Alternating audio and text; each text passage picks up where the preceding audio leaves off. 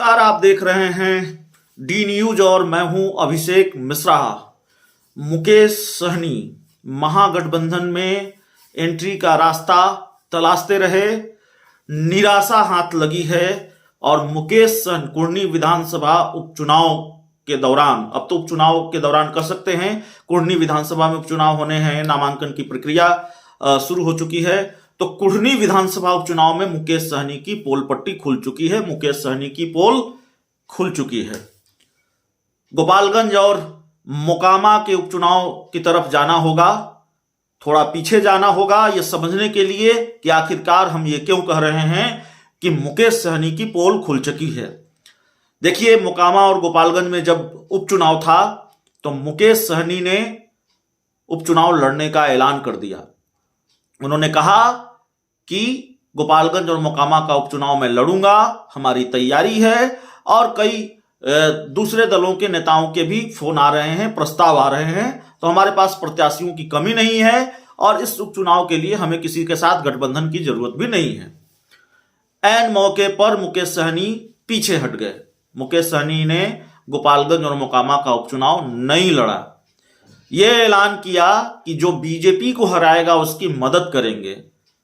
फिर थोड़ा और क्लियर किया कि आरजेडी की मदद करेंगे। आरजेडी ने मुकेश सहनी के इस मदद के लिए धन्यवाद दिया। मुकेश सहनी ने जो मदद की, जो समर्थन किया, समर्थन का ऐलान किया, उसके लिए मुकेश सहनी को धन्यवाद जरूर दिया। लेकिन आरजेडी ने मुकेश सहनी की मदद को बहुत गंभीरता से नहीं लिया, मुकेश सहनी को बहुत भाव नहीं दिया। महागठबंधन और एनडीए में मामला अलग अलग दिखा।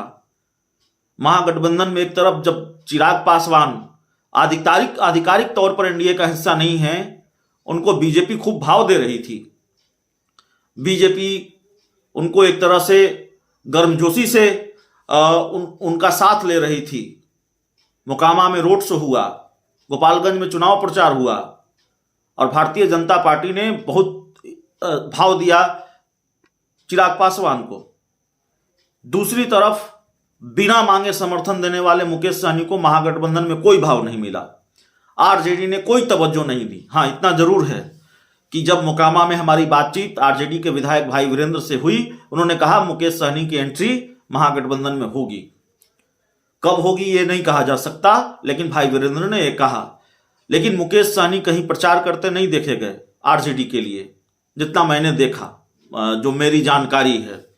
अगर मेरी जानकारी गलत है तो आप कमेंट कर सकते हैं। अपनी जानकारी के आधार पर मैं खबरें बताता हूं, पढ़ता हूं अपनी समझ के अनुसार। तो हमने नहीं देखा और हमारे पास ये जानकारी नहीं है कि मुकेश सहनी को आरजेडी ने मैदान में उतारा गोपालगंज और मोकामा में प्रचार के लिए। तो मुकेश सहनी प्रचार करने नहीं गए, आरजेडी ने इस लायक उनको नहीं समझा, इतनी तवज्जो उनको नहीं दी कि मुकेश सहनी प्रचार करने जाए। मुकेश सहनी ये जानते थे कि मोकामा का जो मामला है और गोपालगंज का जो मामला है वो बोचहा जैसा नहीं है कि बोचहा में वो किसी का खेल बना सके, खेल बिगाड़ सके।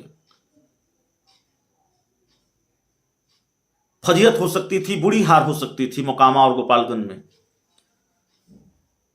पूरी ताकत लगाने के बाद मोकामा में बीजेपी काफी बड़े अंतर से हारी। ऐसे में मुकेश सहनी की क्या हालत होती मोकामा में, गोपालगंज में क्या हालत होती। तो इसलिए मुकेश सहनी ने इस फजीहत से बचने के लिए यह कह दिया कि हम बीजेपी के हराने वालों को सपोर्ट करेंगे, हम आरजेडी को सपोर्ट करेंगे। अब पोल इसलिए खुल गई है क्योंकि खबर आ रही है कि मुकेश सहनी कुढ़नी विधानसभा सीट पर अपने उम्मीदवार उतारने जा रहे हैं। तो जब आपको बीजेपी को हराने वालों को ही सपोर्ट करना है, जब आपको आरजेडी को ही सपोर्ट करना है, कुढ़नी में क्यों नहीं, सिर्फ मोकामा और गोपालगंज में क्यों? जाहिर है मोकामा और गोपालगंज में आप अपना हश्र जानते थे क्या होगा और इसलिए आपने ये चाल चली कि ठीक है हम आरजेडी को समर्थन करेंगे, बिना मांगे समर्थन दे दिया, आरजेडी ने मांगा नहीं होगा। और अब कुढ़नी में आप चुनाव लड़ रहे हैं, आपको ये लगा, मुकेश सहनी को ये समझ में आ गया कि आरजेडी उनको बहुत भाव देने वाली नहीं है, बहुत तवज्जो देने वाली नहीं है, महागठबंधन का एंट्री पास उनको नहीं मिलने वाला, 7 दल पहले से ही हैं, तो मुकेश सहनी कुढ़नी विधानसभा सीट पर अब अपने उम्मीदवार उतारने जा रहे हैं। हालांकि हम ये बिल्कुल नहीं कह रहे हैं कि अगर महागठबंधन में 7 दल हैं तो मुकेश सहनी की महागठबंधन में एंट्री की गुंजाइश पूरी तरह से खत्म हो गई है। नहीं, ऐसा नहीं है। लेकिन मुकेश सहनी अपनी शर्तों पर महागठबंधन में अगर एंट्री चाहेंगे, वो फिलहाल होता हुआ नहीं दिख रहा है, क्योंकि तेजस्वी यादव न तब मुकेश सहनी को भाव देते नजर आए जब वो महागठबंधन का हिस्सा थे, और न ही अब तेजस्वी यादव मुकेश सहनी को भाव देते नजर आ रहे हैं। तो इसलिए मुकेश सहनी अपने प्रत्याशी उतार रहे हैं। खबर है कि नीलाभ कुमार, जो कुढ़नी से 4 बार विधायक रहे, एक बड़े नेता के पोते हैं, उनको मुकेश सहनी टिकट देने जा रहे हैं। नामांकन भी होने जा रहा है। तो जाहिर है मुकेश सहनी अब महागठबंधन का हिस्सा अभी नहीं है, उनकी एंट्री अभी महागठबंधन में नहीं हो चुकी है। बिना मांगे समर्थन देने के बावजूद मोकामा और गोपालगंज में फजीहत हो सकती थी, तो अब कुढ़नी सीट पर अपने उम्मीदवार उतारेंगे। यहाँ कितने बड़े फैक्टर होंगे ये देखना होगा। हालांकि मुकेश सहनी अगर कुढ़नी सीट पर अपने उम्मीदवार उतार रहे हैं तो उनको हल्के में नहीं लिया जा सकता। मुकेश सहनी एक मजबूत फैक्टर हो सकते हैं। देखना यही होगा कि कितने मजबूत फैक्टर हैं, क्योंकि सहनी समाज के मतदाताओं की भी अपनी एक भूमिका होती है, वहां जीत हार तय करते हैं। वो काफी अच्छी खासी संख्या है, और भूमिहार समाज से आने वाले नेता को उन्होंने टिकट दिया है। भूमिहार समाज निर्णायक भूमिका में होता है वहां, तो देखना होगा होता क्या है।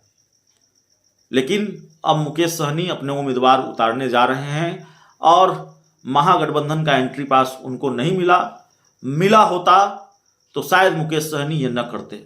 अब मुकेश सहनी अगर अपने उम्मीदवार उतारेंगे, इसका नुकसान किसको होगा, इसका फायदा किसको होगा, ये देखना होगा।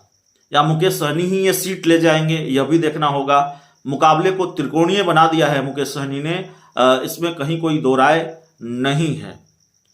तो जाहिर तौर पर एक बड़ी चाल तो चली है, एक बड़ा दाव तो खेला है नीलाभ कुमार पर मुकेश सहनी ने, लेकिन एक पोल भी खुली है, उनकी पोल पट्टी भी खुल गई है। मोकामा और गोपालगंज में कोई और रणनीति, कुढ़नी में कोई और रणनीति। मोकामा और गोपालगंज में बीजेपी को हराने वालों को सपोर्ट, क्योंकि वहां आप जीत नहीं सकते थे, बल्कि जीत नहीं सकते थे नहीं, आपकी वहां भारी फजीहत हो जाती, बुरी हार होती। कुढ़नी में संभावनाएं हैं, तो यहां बीजेपी के हराने वालों को सपोर्ट नहीं, यहां सीधे मैदान में उतरेंगे। तो फिलहाल इस रिपोर्ट में इतना ही। बहुत बहुत धन्यवाद।